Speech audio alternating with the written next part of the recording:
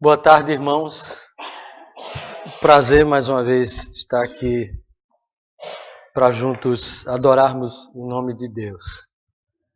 Nós pretendemos, então, dar continuidade à passagem que nós começamos a expor pela manhã, a primeira carta do apóstolo João.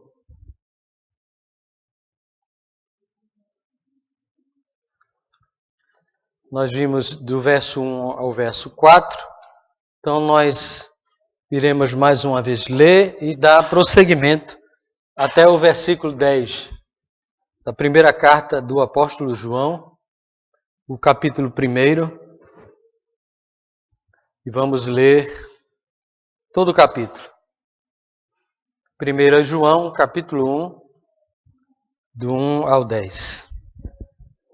Então diz assim a palavra de Deus: o que era desde o princípio, o que temos ouvido, o que temos visto com os nossos próprios olhos, o que contemplamos e as nossas mãos apalparam com respeito ao verbo da vida. E a vida se manifestou, e nós a temos visto e dela damos testemunho e vos anunciamos, a vida eterna, a qual estava com o Pai e nos foi manifestada.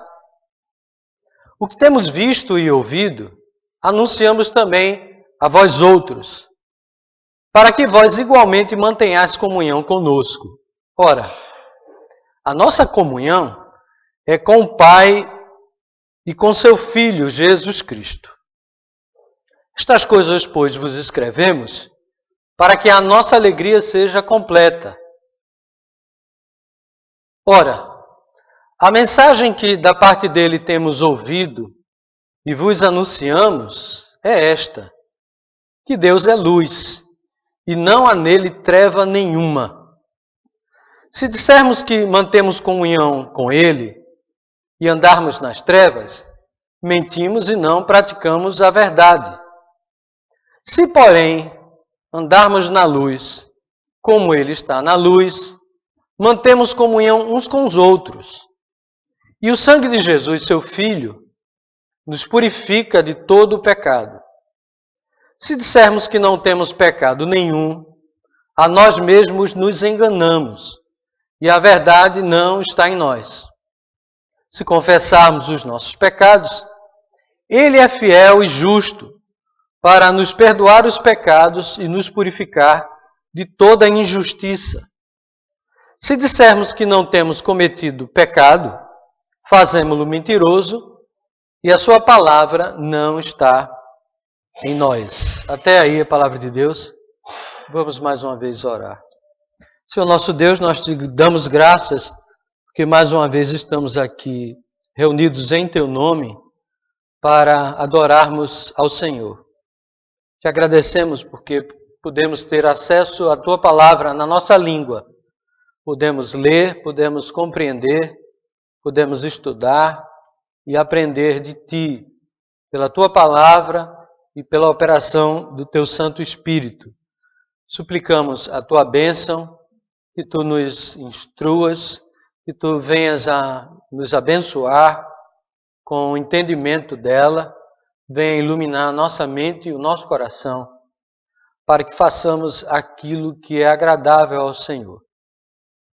Tu conheces, Senhor, o nosso coração, a nossa mente, a nossa incapacidade por nós mesmos de compreendermos e de obedecermos a tua voz, a tua palavra.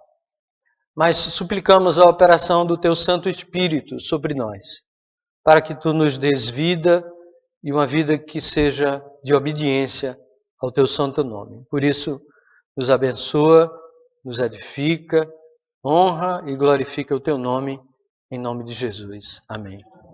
Nós vimos, meus irmãos, hoje pela manhã, um pouco a respeito do contexto no qual esta carta foi escrita.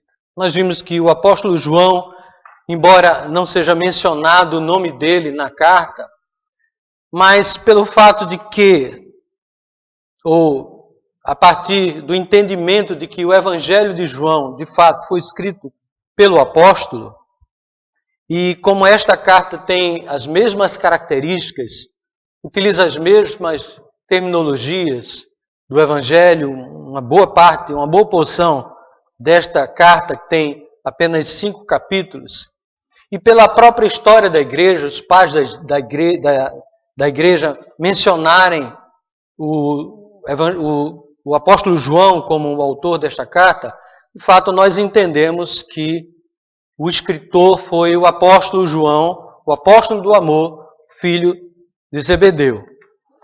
E nós vimos o propósito com o qual ele escreveu esta carta. Ele queria combater uma heresia que havia se infiltrado, estava a se infiltrar na igreja naquela altura, e também fortalecer a fé dos irmãos, para que de fato a alegria deles fosse autêntica e fosse a alegria no Senhor Salvador. Esta heresia, ou este falso ensinamento, ele é oriundo de uma filosofia grega, em que ensinava que tudo que era matéria, tudo que era físico era mal e tudo aquilo que era espiritual era bom. E com este ensinamento, obviamente, eles teriam que dar respostas a respeito de quem era Jesus. Se a matéria é má, Jesus jamais poderia ter vindo em carne. Se Jesus não veio em carne, ele não morreu, portanto, pelos nossos pecados. Ele não ressuscitou dentre os mortos. Ele não subiu aos céus. Ele não sofreu as nossas dores. De fato, ele jamais poderia nos representar diante de Deus, ser o nosso mediador, mediador entre Deus e os homens.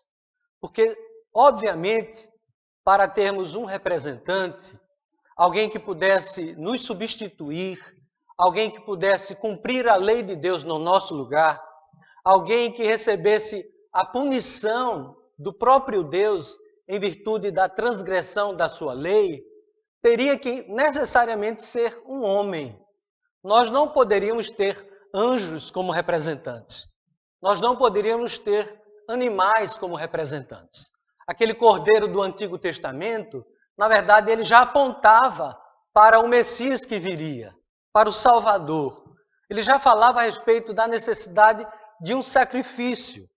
Ele já falava a respeito da necessidade de um substituto, que não era o próprio homem. O homem jamais teria capacidade de obedecer integralmente à lei de Deus. Ele jamais teria capacidade de manter comunhão com Deus, em virtude da queda, em virtude dos seus pecados. Haveria necessidade, então, de um outro representante que não Adão. Adão transgrediu a lei de Deus. Adão, ele deu as costas para Deus. E Adão foi posto no jardim como o representante da raça humana. O apóstolo Paulo vai falar isso de uma maneira mais clara no livro de Romanos. Havia, portanto, a necessidade de um mediador, de um redentor. Alguém que pudesse resgatar esta condição humana de miséria, de desgraça, de falta de comunhão com Deus. E este alguém só poderia ser um homem para que pudesse nos representar, visto que Adão, ele quebrou a lei de Deus. Adão foi posto como nosso representante. Então a queda de Adão é de fato a nossa queda. Foi lá que nós caímos. Foi lá que transgredimos a lei de Deus. E em virtude disso, todos os homens, a partir de Adão, a partir da queda de Adão como nosso representante, já nasciam em pecado.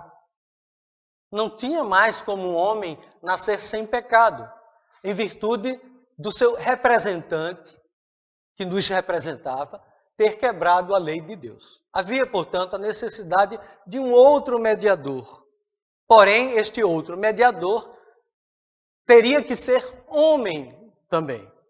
Mas, ao mesmo tempo, se ele fosse simplesmente um homem, um ser humano como nós, mesmo que perfeito, como Adão era antes da queda, ele não suportaria a ira de Deus sobre ele.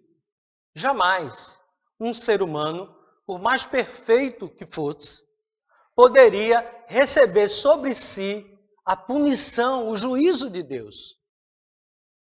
Então haveria necessidade que este mediador, que este representante, fosse não só um homem, perfeitamente homem, mas perfeitamente Deus. Para que ele pudesse suportar a ira de Deus. Para que ele pudesse cumprir a lei de Deus perfeitamente. Para que ele pudesse ser provado, como Adão foi, mas não cair.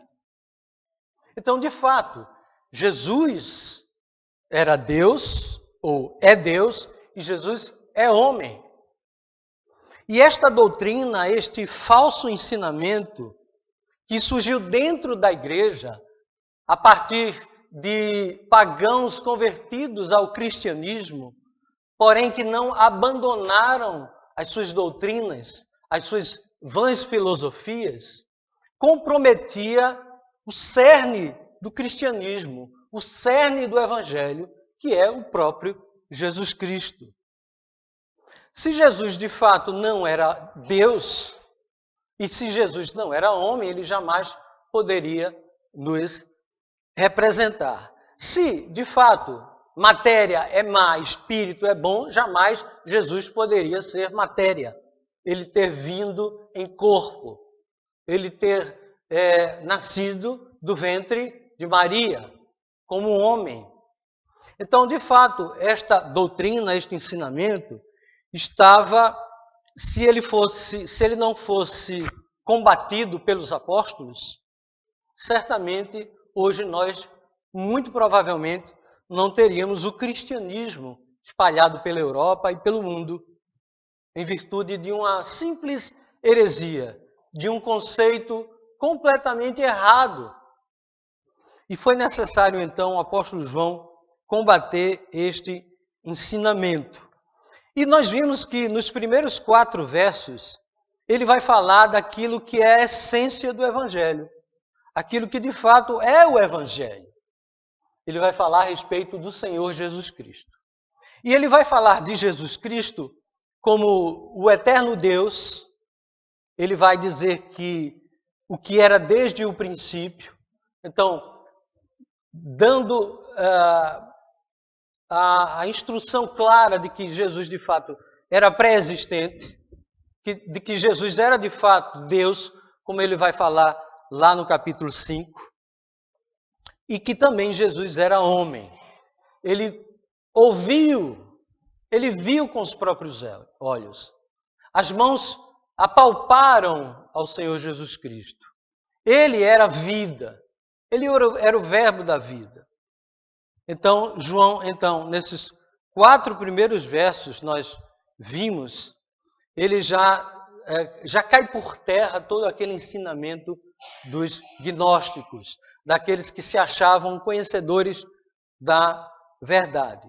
Só que não só questões doutrinárias e questões referentes a Jesus eram afetadas com esta doutrina, como a própria vida dos cristãos. Porque se a matéria é má e o espírito é bom, alguns diziam que isso não traria nenhuma implicação com relação à minha vida moral diante de Deus. Então, já que eu sou matéria, e tudo que é material é mal por si só, não faria diferença a minha postura moral, a minha obediência ou não à lei de Deus. Não interferiria no meu relacionamento com o sagrado, com o divino. Porque o que importava era o meu espírito, que é bom. A matéria, portanto, não faz diferença. Então, eu poderia viver uma vida em pecado, e isso não iria interferir no meu relacionamento com Deus. Este era o conceito oriundo desta filosofia grega que estava a ser ensinada nas igrejas cristãs, nesta altura. Mas não somente isto, o meu relacionamento para com o próximo também não tinha a mínima importância. Se porventura eu me deparasse com alguém necessitado na igreja, eu não teria obrigação nenhuma de ajudá-lo, de apoiá-lo, de suprir as necessidades do próximo. Não haveria necessidade de agir com amor, porque o que importava era o espiritual. O material não iria interferir. Então é exatamente isso que João vai combater nos demais versos. Portanto, do verso 1 a 4, são questões relacionadas à doutrina, no que diz respeito à pessoa do Senhor Jesus Cristo. Do verso 5 em diante, ele vai dar um outro teste para a igreja discernir entre o certo e o errado, o verdadeiro cristianismo e o falso cristianismo, o verdadeiro Deus e o falso Deus. E é isto, portanto, que ele menciona no verso 5. Ele agora vai anunciar a mensagem daquele com o qual ele se referiu anteriormente, a respeito da pessoa do Senhor Jesus Cristo. Agora ele vai falar a respeito da mensagem do Senhor Jesus Cristo, o que vai comprometer a nossa relação natural com ele. E diz assim, ora, a mensagem que da parte dele temos ouvido e vos anunciamos é esta, que Deus é luz, e não há nele treva nenhuma. Esta é a mensagem que ouvimos da parte do Senhor Jesus Cristo. Deus é luz. Em que sentido o apóstolo se refere a Deus como luz? Certamente, Deus como luz se refere à santidade de Deus. Deus é santo, Deus é puro. E isso, pelo próprio contexto, nós vamos observar quando ele vai falar da impureza do pecado e que o sangue de Jesus nos purifica de todo o pecado. Uma coisa interessante na palavra de Deus é que todo o ensinamento ele tem como fonte o próprio Deus. Por exemplo, quando a palavra de Deus diz assim, sede santos, porque eu sou santo, a minha santidade tem uma razão de ser. Só tem uma razão de ser. É porque Deus é santo. Ser santo para que eu possa alcançar a salvação ou alguma graça da parte de Deus ou alcançar algo que seja meritório não faz o mínimo sentido. Só faz sentido nós sermos santos porque Deus é santo. E nós fomos feitos à sua imagem e semelhança. Só há sentido em não mentir, em não roubar, em não adulterar, ou seja lá o que for, porque Deus é um Deus santo. Se não fosse isso, comamos e bebamos que amanhã morreremos. E tanto faz. Mas se existe um Deus santo, e nós fomos feitos à sua imagem e semelhança, nós devemos refletir o caráter de Deus. Se Deus é luz, em outras palavras, se Deus é santo, logo a minha vida deve ser uma vida santa. Se Deus é santo, o Filho de Deus era santo, o santo varão. E que, portanto, nós que somos filhos dele, devemos também refletir este caráter santo. E o interessante é que no Evangelho de João, no capítulo 1 que nós lemos na abertura desta reunião, deste culto, também fala a respeito da luz. Assim como João, na sua carta, fala a respeito da luz, ou da verdadeira luz que ilumina o mundo, o homem, ele fala também aqui no Evangelho. E o interessante é que ele vai relacionar Deus como luz na primeira carta, e no Evangelho ele vai dizer que Jesus é luz. Capítulo 1 do Evangelho de João, a partir do verso 7, diz assim, este veio como testemunha para que testificasse a respeito da luz. Este aqui se refere a João Batista, como precursor, a fim de todos virem a crer por intermédio dele, daquele que veio anunciar o Messias, que veio de fato. Ele, João Batista, não era luz, mas veio para que testificasse da luz, a saber, a verdadeira luz que, vinda ao mundo, ilumina a todo o homem. A verdadeira luz que, vinda ao mundo, ilumina a todo o homem. Os irmãos lembram, nós mencionamos no capítulo 5 da primeira carta, se não me engano, no verso 20, que ele vai se referir a Jesus como o verdadeiro Deus. Jesus, este é o verdadeiro Deus e a vida eterna. Aqui, já que ele fala que Deus é luz, ele vai se referir a Jesus como a verdadeira luz.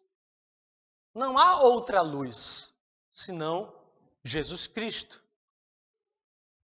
Esta relação, portanto, é muito interessante, muito importante para, de fato, sabermos quem é o autor da vida, quem é Jesus. Então, ele começa com uma proposição a respeito de Deus, com a doutrina a respeito de Deus, no verso 5, para, a partir daí, então, ele tratar das questões de ordem prática para a nossa vida.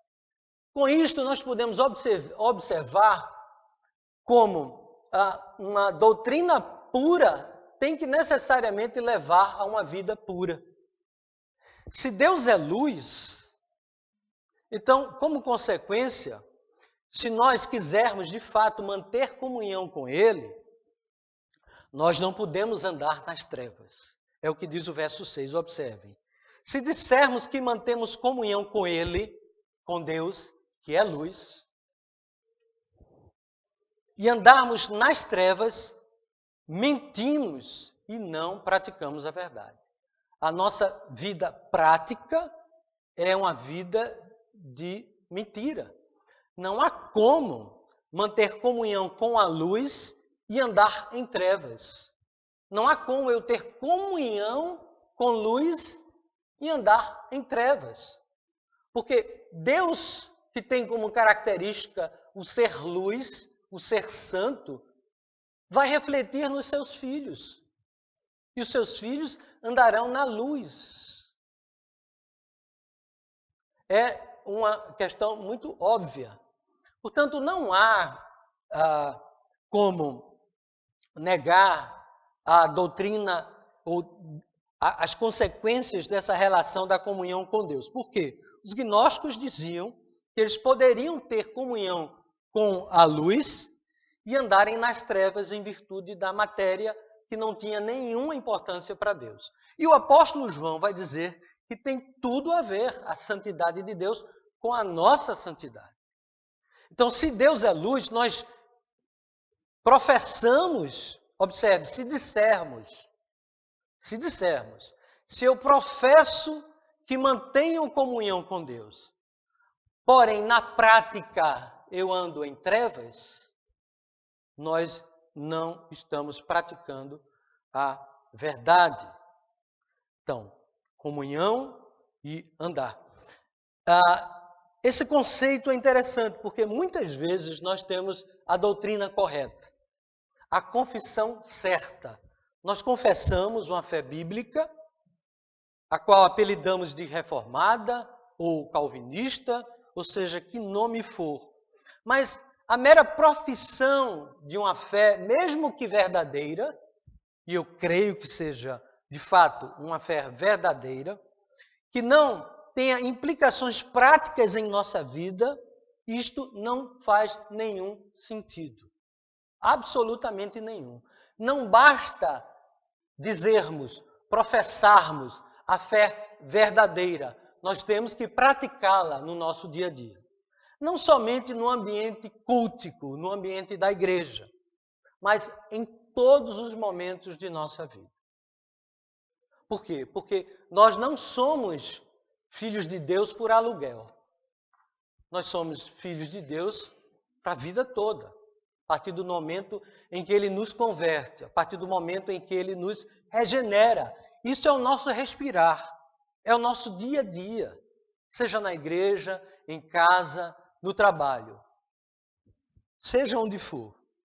O apóstolo então continua dizendo o seguinte: se porém andarmos na luz como Ele está na luz, aí sim, mantemos comunhão uns com os outros. Porque a nossa relação com Deus tem implicações sociais, que era o contrário daquilo que os gnósticos diziam. Eles diziam que eu poderia ter comunhão com Deus, mas na minha relação social, isso não teria nenhuma implicação, visto que a matéria é má e o espírito é bom. Mas não existe esta dicotomia no cristianismo. O cristianismo, ele é integral, de fato. Ele atinge todo o ser, não só a minha relação pessoal com Deus, mas a minha relação com o próximo. Por quê? Porque Deus é luz. Este é o motivo pelo qual há implicações. Então, se andarmos na luz como Ele está na luz, aí sim podemos manter comunhão uns com os outros. Muitas vezes eu percebo em algumas reuniões evangélicas, em alguns cultos, alguns movimentos que se fazem na igreja para que as pessoas, durante o culto, se levantem, se abracem, se cumprimentem, e aquela alegria, aquela comunhão aparente. Porque muitas vezes na igreja há problemas sérios de relacionamento entre os irmãos. E os irmãos se sentem na obrigação de se cumprimentarem, não é? Uns aos outros. E isso é muito perigoso. Muitíssimo perigoso. Então nós não podemos criar comunhão, não podemos formatar, não podemos fabricar comunhão. Comunhão é algo que deve ser natural, deve fazer parte de nós mesmos como novas criaturas de Deus. Por quê? Porque Deus é luz.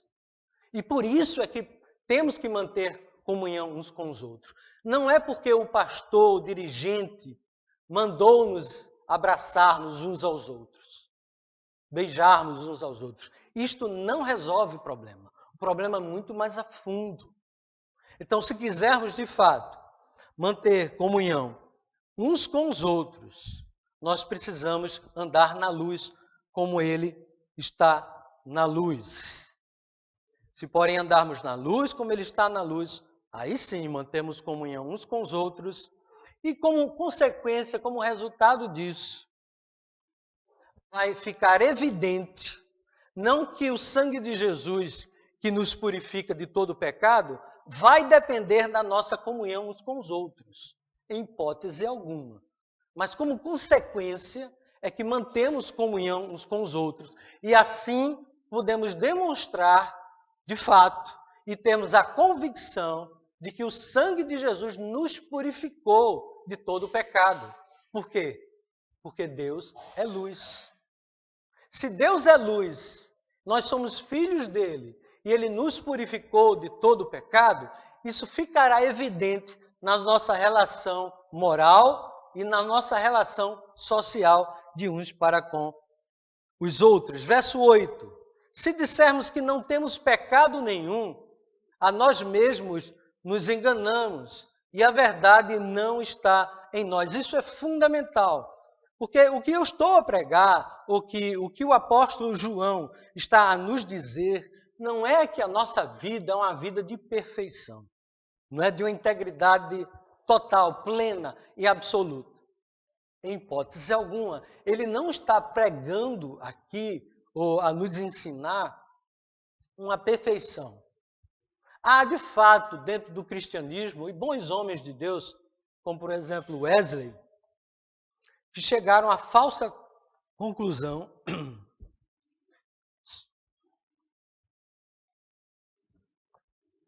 de que o crente, ele pode viver uma vida aqui neste mundo, desculpa, nesta terra de perfeição. Ele chegou a esta conclusão de que o pecado era erradicado do crente. E ainda aqui, nesta terra, o crente poderia viver uma vida de perfeição. Ele chamava isso de perfeito amor. E há igrejas wesleyanas ainda hoje que, pelo menos na sua confissão, proclamam isso. Mas, obviamente, na prática, eles percebem que nenhum ser humano é capaz de viver uma vida perfeita aqui neste mundo. E eu sei muito bem disso porque eu me conheço. e minha esposa muito mais, e vai confirmar que, infelizmente, não há como viver uma vida de perfeição. Então, se dissermos que não temos pecado nenhum, a nós mesmos nos enganamos. E a verdade não está em nós. Então é bom que fique claro que ele não está a ensinar o perfeccionismo. Ele está a ensinar, sim, uma vida de santidade. A todo momento, a todo instante, diante de toda e qualquer circunstância. Mas não a vida de perfeição. A vida do crente, obviamente, ela deve se caracterizar por uma vida de santidade. No entanto, e infelizmente, e para desonra nossa, muitas das vezes na nossa caminhada nós tropeçamos. Nós caímos em pecado. Isso é uma verdade que, infelizmente, iremos carregar até a nossa morte, quando de fato nós estaremos com o Senhor e aguardando nesse estado a ressurreição do corpo, da carne, que vai voltar para o Espírito. E nós seremos, de fato, aquilo que nós somos no sentido de que homens integrais, espírito e corpo. Mas, enquanto isso, a nossa vida deve, de fato, se caracterizar pela santidade, mas não a vida de perfeição. É exatamente por isso que no verso 9, ele vai dizer, se confessarmos os nossos pecados, ele é fiel e justo para nos purificar de todo pecado, dos nossos pecados e nos purificar de toda injustiça. Porque o apóstolo João sabe que algumas pessoas poderiam compreender mal aquilo que ele estava a dizer a respeito da nossa vida santa, com Deus que é luz, com Deus que é puro, com Deus que é santo. Então ele já coloca uma cláusula aqui de uma possibilidade muito concreta, muito real, de que nós podemos cair, mas nós podemos imediatamente recorrer àquele que é luz, àquele que é santo, àquele que é perfeitamente santo, porque ele pagou a nossa dívida, ele pagou a nossa culpa. Então, ele como nosso representante, como nosso intercessor, como nosso mediador, como um homem que de fato ele é e que passou pelas provações e pelas tentações aqui na terra, como nós passamos, ele se compadece de nós, porque de fato ele é homem, porque de fato ele foi homem aqui na terra, viveu como homem e passou por todas as tribulações que qualquer ser humano passa e muito mais, porque ele era sem pecado, ele era a verdadeira luz que ilumina o homem, a todo homem. Se confessarmos, portanto, os nossos pecados, ele é fiel e justo para nos perdoar os pecados e nos purificar de toda a injustiça que venhamos a cometer contra ele. Se dissermos que não temos cometido pecado, portanto, fazemo-lo mentiroso e a sua palavra não está em nós. O apóstolo também, ele não quer partir para um outro extremo. Já que, se eu pecar e confessar os meus pecados, ele vai nos perdoar e nos purificar de toda injustiça, então eu posso viver a vida desregrada que eu quiser viver. Não é? Porque eu peco, confesso. Peco, confesso. Peco, confesso, ele perdoa. E assim serei salvo. Afinal de contas, eu sou um eleito de Deus. Mas não é isso que o apóstolo quer nos ensinar.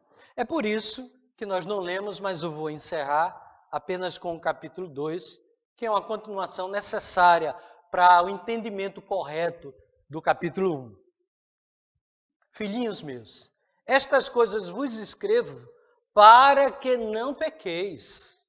Eu não estou a dizer que se confessarmos os nossos pecados, ele é fiel e justo para nos perdoar os pecados e purificar de toda injustiça, para que vocês vivam uma vida de pecar e confessar, pecar e confessar, pecar e confessar. Não, em hipótese alguma. Filhinhos, estas coisas vos escrevo para que não pequeis. É este o propósito com o qual eu vos escrevo isso, para que não pequeis. Se, todavia, uma hipótese, uma possibilidade muito concreta e muito real. Alguém pecar? Sim, é verdade. Temos um advogado perante o Pai, Jesus Cristo, o justo. Não simplesmente justo, mas o justo. Integralmente justo. O Filho de Deus, o nosso intercessor, o nosso mediador, o nosso representante. A sua justiça é a minha justiça. A sua morte é a minha morte. Mas também a sua ressurreição será a nossa ressurreição para a glória de Deus Pai. E para encerrar, verso 2. E Ele, Jesus Cristo, é a propiciação pelos nossos pecados.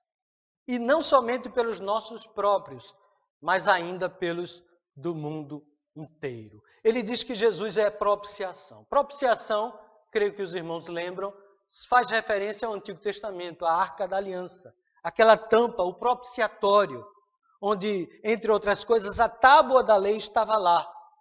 E aqueles dois anjos que olhavam e tinham a tampa coberta, que era salpicada de sangue. Aquilo já apontava para o nosso mediador. Nós temos que estar escondidos nele. Ele é a propiciação. A ira de Deus não vem sobre nós, porque Ele é a propiciação. Ele é a tampa da aliança. Ele é o propiciatório. A ira cai sobre Jesus, mas não sobre nós. Ele é o nosso esconderijo. Estamos escondidos nele. Estamos protegidos nele. Ele é o nosso advogado perante o Pai. Jesus Cristo, o justo. E Ele é a propiciação dos nossos pecados. Mas não somente pelos nossos próprios. Pelos do mundo inteiro. Ora, será que Ele aqui está a defender uma salvação universal? Obviamente que não. A Bíblia é muito clara em várias passagens. Não é o momento para nós estarmos a discorrer sobre isso. Alguns reformadores entendem que o sangue de Jesus seria suficiente para perdoar ou para propiciar a salvação de todos os pecadores do mundo inteiro, mas eficaz apenas para o eleito. Essa é uma explicação desta passagem. Eu entendo, como outros também entendem, que o que ele quer nos ensinar aqui, que de fato ele é a propiciação pelos nossos pecados, e não somente pelos nossos próprios, mas pelos do mundo inteiro, porque de fato o Evangelho é para todos, deve ser proclamado a todos. Muitos são chamados, poucos escolhidos, é verdade. Mas para o mundo inteiro, significa que portugueses fazem parte do mundo inteiro, e ele é a propiciação. Brasileiros, por incrível que pareça, chineses, americanos, ingleses, escoceses, angolanos, toda a gente. Vamos, por exemplo, observar Apocalipse, creio eu, se eu não estou enganado, capítulo 5 e verso 9, e aí eu encerro. Apocalipse 5, 9. Vamos ler a partir do 7, acho que faz mais sentido. Apocalipse, capítulo 5, vamos ler a partir do versículo 7. Veio, pois, e tomou o livro da mão direita daquele que estava sentado no trono. E quando tomou o livro, os 4 seres viventes e os 24 anciãos prostraram-se diante do Cordeiro, tendo cada um deles uma harpa e taças de ouro cheias de incenso, que são as orações dos santos. E entoavam um novo cântico, dizendo: digno és de tomar o livro e abrir-lhes os selos, porque foste morto, e com teu sangue compraste para Deus os que procedem de toda a tribo, língua, povo e nação. E para o nosso Deus os constituíste reino e sacerdotes, e reinarão sobre a terra. Os que procedem de toda a tribo, língua, povo e nação. sobre estes, e é por isso que nós devemos anunciar a palavra de Deus, como fez o apóstolo João, levar essa mensagem a todos, indiscriminadamente, porque na verdade nós não sabemos quem são os eleitos de Deus. A nossa obrigação é pregar para todos o evangelho do nosso Senhor. E Ele de fato salvará todos aqueles a quem Ele predestinou antes da fundação do mundo, para a glória de Deus Pai. Amém?